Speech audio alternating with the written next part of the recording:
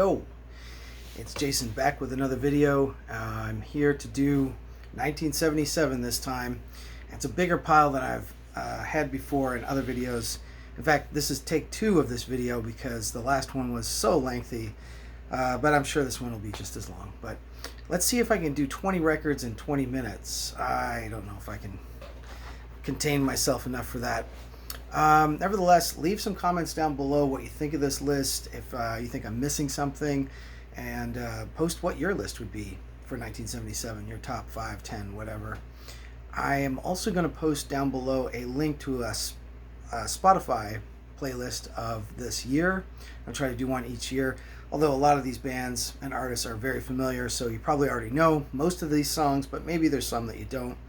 Or also you get to see some of my favorite picks from each of the albums.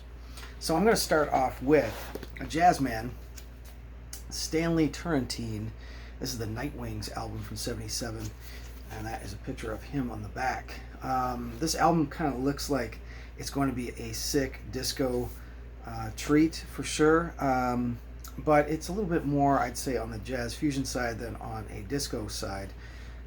In fact, most of the songs are kind of a little bit on the smooth jazz side. You got Birdland on side 2, which is not bad, his version of that. But the absolute jam on this one, the reason why you got to pick it up, is track 1 on side A, Papa T. Papa T on side A is the jam. It definitely could be sampled, I'm sure. It's on the Fantasy label. The rest of the record, like I said, a little bit weak sauce. That's Stanley Turrentine at my number 20. Number 19, see, I'm trying to do it fast here, is Aja by Steely Dan. This is an absolute classic rock album for people. It's very soulful. I always skipped over this record in many,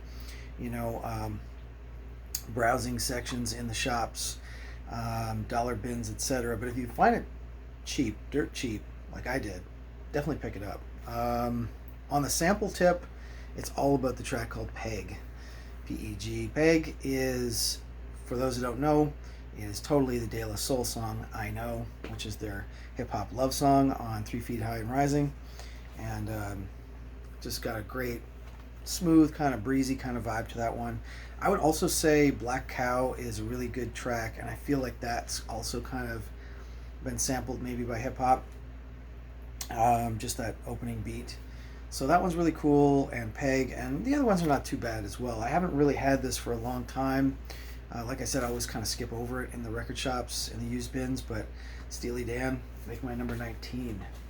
Number 18 is also a fairly recent pickup of mine. I got this just the last year. I think I bought it in Montreal. Used copy. Denise LaSalle, The Bitch Is Bad. This is a killer album cover, if ever there was one. She's standing on top of the tiger skin on the front, on the back, getting loved and adored by a guy in the pool. Yeah, this is all 1970s style funk and soul and disco.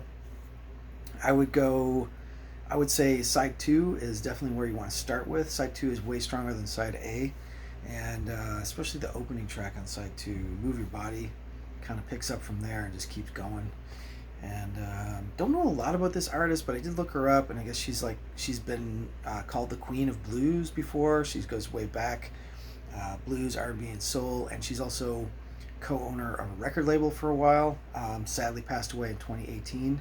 Denise LaSalle, it's the only record I got by her, and this is a pretty good, strong album. That's my number 18.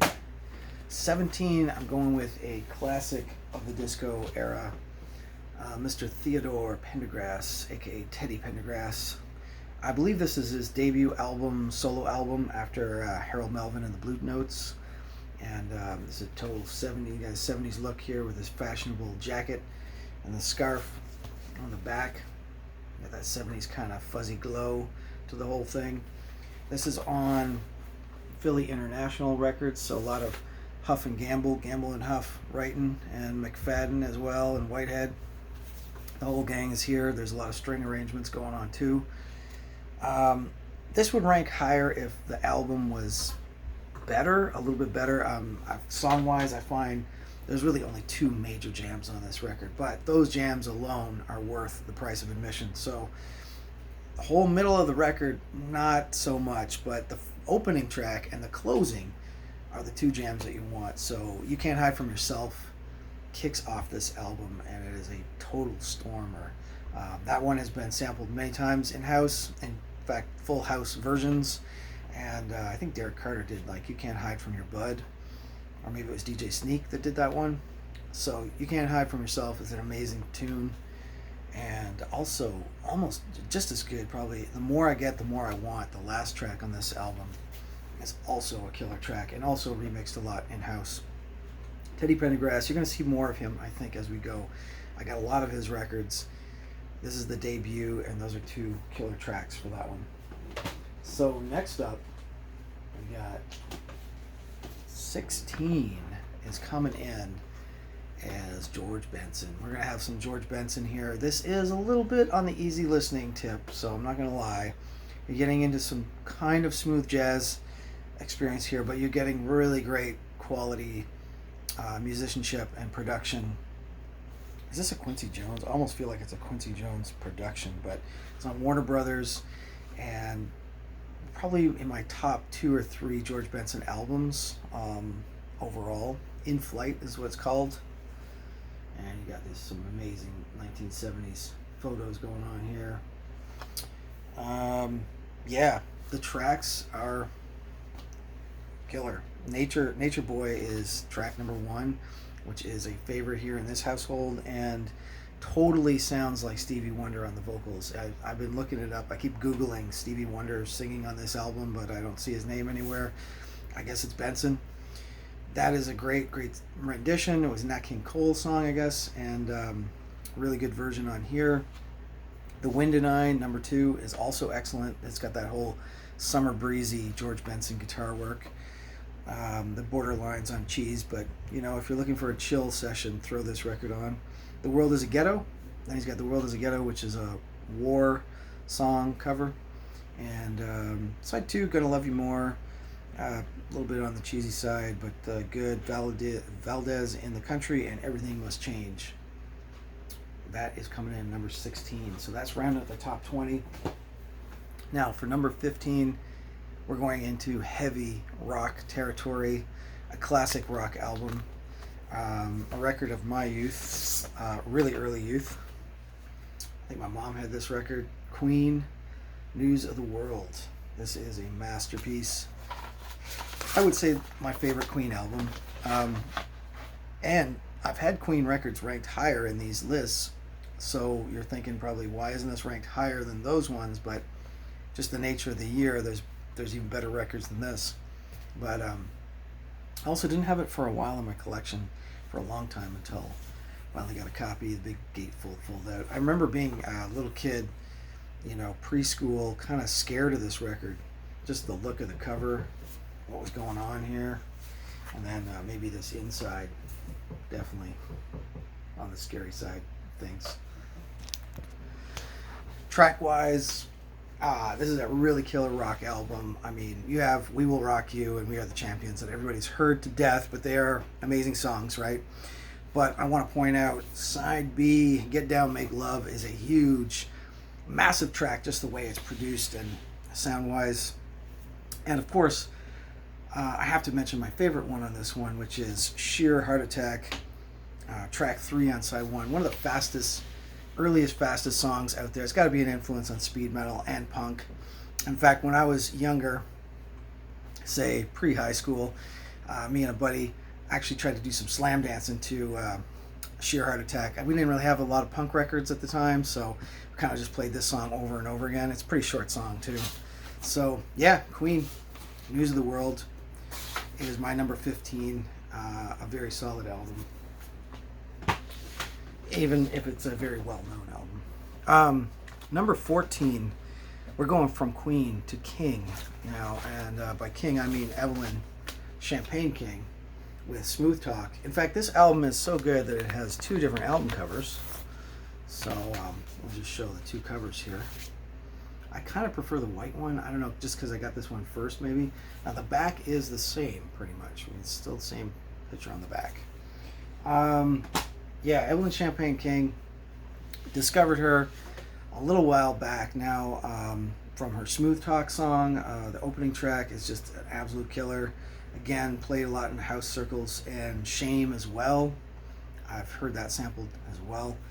I don't know the whole deal with her. I think when she put out this album or her early stuff, she was very young, like in teens basically, and the voice is just really, really great on these albums, and the production is good too. I think you got some songwriting from Teddy Pendergrass, if I'm not mistaken, on some of this, or maybe that's a different. Yeah, no, Dancin', Dancin', Dancin', co-written by Teddy Pendergrass. We're Going to a Party. I think that one has got a really cool horn start that has been sampled as well in a lot of hip hop songs too. So there you go, Evelyn Champagne King, Smooth Talk. Pick that up. It is a disco classic, very soulful, amazing vocals, good tunes. That's number 14. Now, number 13 is going to be a little controversial, I think, for people, just because in terms of where it's ranking. This band has ranked very high in my past, in the last video, in fact, 1975 or 76. But nevertheless, this album has never been one of my favorites. I'm not a big fan of this album, actually, by the Ramones. So this is Ramones' Rocket to Russia. I think they actually have 2 albums in 77. They have like the Leave Home album. So this is technically their second or third album. Second album of 77. Anyway, it doesn't really do much for me. It never has. I never really owned it when I was younger. I always had the debut. And an album you'll see later on, Road to Ruin, is one of my all-time faves from them too. So this would not be above either of those two. I just find it's not that it's like real spotty. It's quite consistent, actually. There's the back. This is a reissue, like I said, but I just find the songs are a little bit too 1950s rock and roll for me. I get that like they're doing sped up versions and they're, you know, kind of punked up versions, I guess, of the 50s, but I don't know, to me it just doesn't do a lot for me. You know, things like Ramona and their version of Surfin' Bird, I prefer the Cramps version of Surfin' Bird over theirs. Do You Wanna Dance, like these kind of songs, Rockaway Beach, not my thing, really, not my thing. Sheena as a Punk Rocker is good, and I Don't Care is probably my favorite one on here. We're Happy Family's kind of funny as well. Teenage Lobotomy. So there's a few that are good, and then the rest I find are just like too 1950s. Album cover's great. It's kind of like take 2 of the first album cover. So there you go, Ramones. That's coming in at my number 13. Number 12 is a jazz funk fusion classic, Roy Ayers. Ubiquity, Roy Ayers. Lifeline is the name of the album. And wow, this is a stellar album. I mean, all Roy Ayers albums need to be checked out. That's a picture of Roy there hanging out. But yes, I would recommend. This is one of my favorite ones by him. This and Everybody Loves the Sunshine. That's also a good one to get.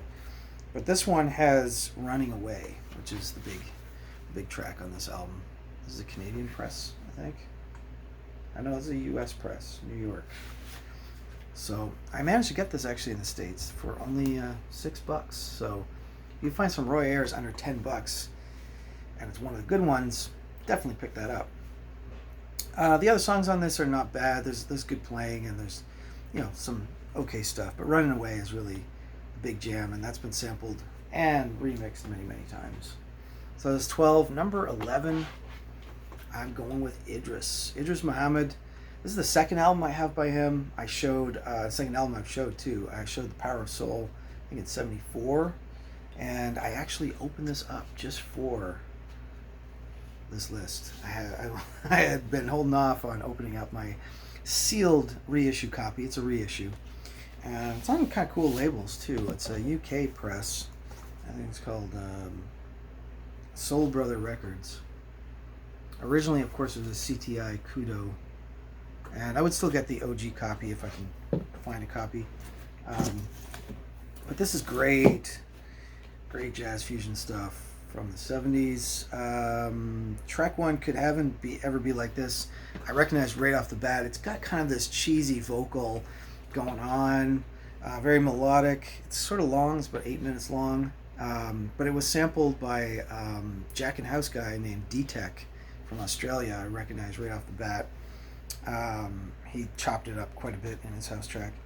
The number one track on this, though, is number 2 on side 1. Cambi Belongo is just a great workout. By the way, a lot of flute action going on in this. This is what you want to hear for your jazz flute. There's some serious blowing going on here on this album. There's also like I'm gonna say synths, yeah, electric piano, sax, vocals, everything you want on this thing. So Cambi Belongo on side 1. Then side 2 also got some good stuff. Tasty Cakes and Crab Apple, track number 2 again.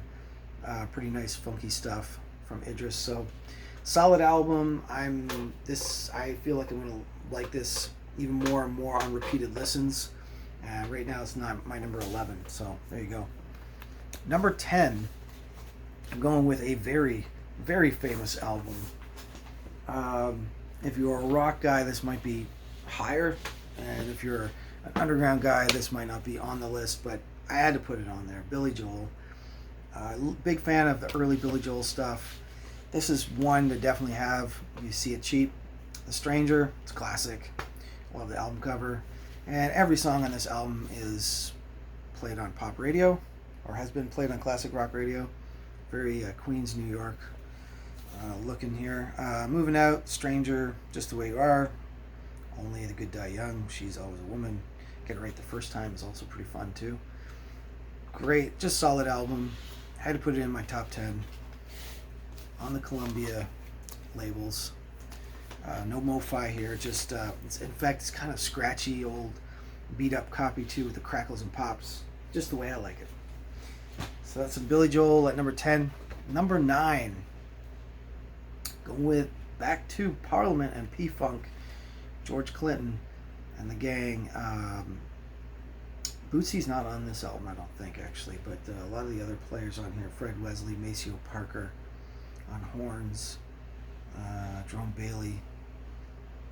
Doesn't say who's on the bass. Oh, Cordell Mawson is on bass on this one, and lots of vocal action. But yeah, I never can say this one properly. Funkadelic versus the Placebo Syndrome. And Funkadelic is a dope song on this album too, but the two big ones on this one, of course, is Bop Gun, which was redone by Ice Cube on I think the Predator album, or Lethal Injection, one of those two albums by Ice Cube. He did it back in the 90s. And then Flashlight, which I love. It's probably one of my favorite Parliament songs of all time. It'd be in my top 5. So those two songs alone are just total killers. But the rest of the album's not bad too. It's pretty fun listen. So that's my number 9, Parliament. Number 8. This is a record that would have been higher in my list when I was younger. I probably first discovered this group probably listening to late night radio, Brave New Waves, in high school or just before high school, like junior high. And to me, I don't know why, but in my mind they always seemed like an older band, like pre-punk, proto-punk. But really, we're talking 77, so we're talking right in the right era. New York City, CBGBs as well. And we're talking about Suicide, a killer record. This is a reissue from 1999. I got it in the 2000s on Red Star. I don't know if I ever had an OG copy of Suicide, but I always had the songs and stuff. So Ghost Rider, of course, everybody knows. Just love that minimal synth action that's going on, synth punk. These guys are the originators, Alan Vega and Martin Rev. They also have good solo albums too. I also have Suicide and a Half, which I think is the second album or something. A picture of them on the back. That's a cool picture. But it would have ranked higher, but I've over the years I've kind of fallen out of this record a fair amount. Other than Ghost Rider, I mean, I just don't listen to the other stuff that much at all. Rocket USA, Cherie, Johnny, even Frankie Teardrop, which is extremely long. But they're cool, but they're a little bit simple or I wouldn't say cheesy necessarily, but just kind of simple. But nevertheless, pretty avant-garde for the times, and it was out there, that's for sure. So that was my number 7, right? So 6, 5. No, that was number 8. Number 7 is a classic punk band from the UK, from the 70s. I always consider these guys more post-punk in a way. They could also be considered pub rock, from what I gather a little bit. I don't know. The Jam, In the City. This is their debut album. Quite a beat-up copy I've got, actually. This is pretty split open, but I think I found this free from like a radio station giveaway box.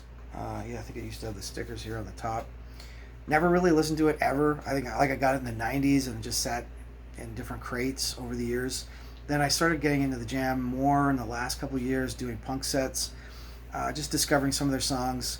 It's very consistent, this album. I will say almost a little samey in some of the songs. My 2 favorites are the openers of each side. So Art School on side 1 is amazing, and In the City on side 2 I really like too. They kind of sound a bit alike as well, I would say. I don't really know the other songs that much, but they're all pretty solid. So that is number 7, right? So this top 6, this could move around quite a bit, actually. I'm just wondering if I should move some around right now as we speak. Yeah, I'm gonna do it like this. I'm gonna go for number 6. I'm gonna go back with some Jonathan Richman. I say back because I had him in the last countdown in 1976. This is Jonathan Richman and the Modern Lovers. I think it's just called the Modern Lovers, Rock and Roll with the Modern Lovers album. And a really fun album, a little bit almost childlike at times. I mean, he's kind of got that vibe overall, and the band is just going along with it for sure. Lots of kind of folky, old time rock and roll. This is going to be my hippie pick, I think, for the list. I was going to show a little bit of Steve Miller Band, Book of Dreams, also a good album from this year, but didn't quite make my top 20. That would have been my hippie pick, but instead we're going to go with Jonathan Richman and the Modern Lovers for this. This is a great record. There's some really cool tracks on here. Of course, he does sort of the cultural thing where he's doing these short instrumentals, South American folk song, The Sweeping Wind, which is like a Hawaiian thing, Egyptian reggae. They're actually really good little tracks, instrumentals. And then, of course, you got Ice Cream Man, Rockin' Leprechauns, Afternoon is good, Dodge Vegematic is a huge one, Roller Coaster by the Sea. And then, of course, you got Wheels on the Bus. So that is definitely in the sort of preschool era. And I would have been pretty much in preschool when this album came out in 77. I discovered Jonathan Richman later on, again, probably through late night listening through Brave New Waves in my junior high years. Roadrunner, of course, and then That Summer Feeling and those kind of songs. Love all the Jonathan Richman stuff from 70s and 80s. Got a bunch of his records. So that's my number 6. Number 5, I got to go with a German synth classic, the Kraftwerk, with Trans Euro Express. One of my 2 favorite albums probably by them. I'd say Man Machine's probably a higher ranked than this one. Just got more hits, more cool tracks on it. This one is kind of gets a little repetitive, as you can imagine. Trans Euro Express is the jam, basically, and then there's about 3 or 4 other songs that are kind of versions of it, I would say. Endless. Well, Europe Endless and then Endless, I think, are kind of the same. And then Metal on Metal is kind of like another extendo bonus version of Trans Euro Express. Hall of Mirrors is cool. Just cool songs. There's a picture of the old guys. I got to see them finally just this year in New York City. Of course, only one of them still alive. But nevertheless, it was a Kraftwerk experience. This is a pretty beat up copy. I'm just kind of delicately holding it here together. OG copy on Capitol Records. That's my number 5. Where would we be without Kraftwerk? Of course, sampled by Africa Bambaataa influential on hip-hop, influential on Detroit techno. What more needs to be said? Number 4, I'm going with a favorite band of mine, Motorhead. They'd be higher ranked if the album was like a better, later kind of production by them. This is the really early stuff, right? This is almost like demo level. Kind of underproduced a bit, or underperformed anyway. So it's their debut. I think they recorded it in like a couple of days on Chiswick, and then probably ran out of money or something. There's a whole story behind this recording. But nevertheless, it's there. It's 1977. And it has some amazing songs on it that I still love to this day. Motorhead, obviously their title track, but Vibrator's funny, and Iron Horse, Born to Lose is awesome. White Line Fever's on here, The Watcher, and then their version of Train Kept a Rollin' by Yardbirds. Very cool. This is a reissue version that has some bonus cuts too. I got On Parole, and The Rather Drunkard, Beer Drinkers, and Hellraisers is on this copy. I kind of prefer their live versions of some of these songs on What a Wordsworth that came out later. I would pick that up over this, but it's good to have this. You gotta have this in your collection. And R.I.P. Lemmy.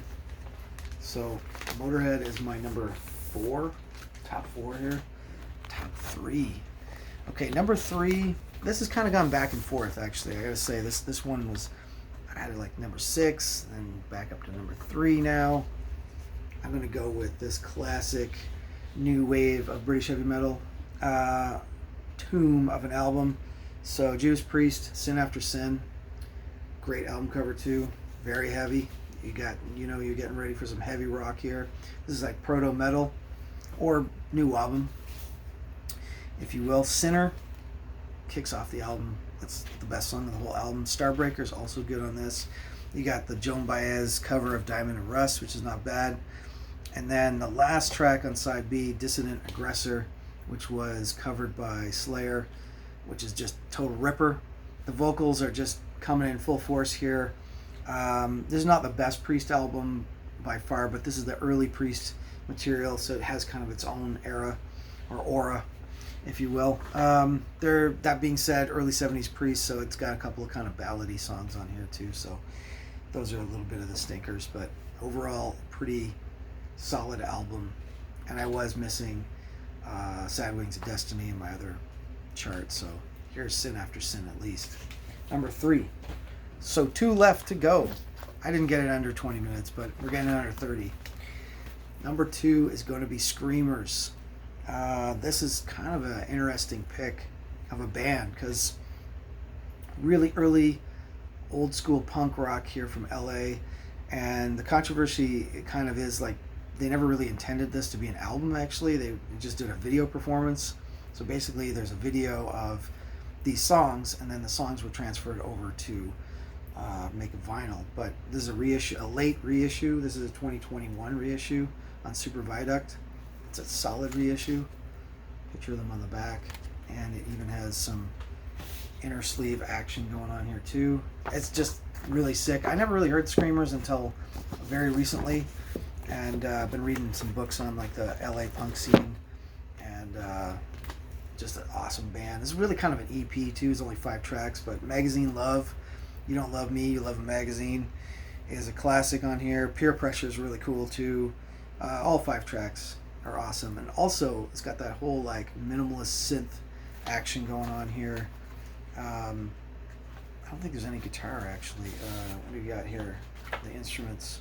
So Tomata Duplanty on vocals, doing a great job. Tommy Gear on the Art Odyssey and vocals. David Braun on Fender Rhodes. He's on Rhodes, and KK Barrett on drums. Kind of minimalistic, lo-fi, just raw punk rock of 1977, and avant-garde, somewhat ahead of its time. It's got to go in my top 5. It's going to go number 2, in fact. So that's Screamers, the demo EP. And number 1, I am going to go with a UK classic, The Damned. Just finally got a copy of this in the past year, and lots of plays. Always liked The Damned off and on, but never really had the first couple albums. Machine Gun Etiquette is also really good, but this is Damned, Damned. And reissue. And picture of them on the back too. getting almost in their pre-goth makeup phase. This, of course, kicks off with Neat Neat Neat. It's an amazing track. Fan Club is really good too. Side 2, then you got New Rose. Classics everywhere. I mean, it's just a amazing rockin' album. I prefer The Damned over The Clash, I would say, and maybe even over Sex Pistols sometimes as well. So that's my number one pick for 1977, and that's going to do it. Leave a comment down below, and I'll post a link to a Spotify playlist.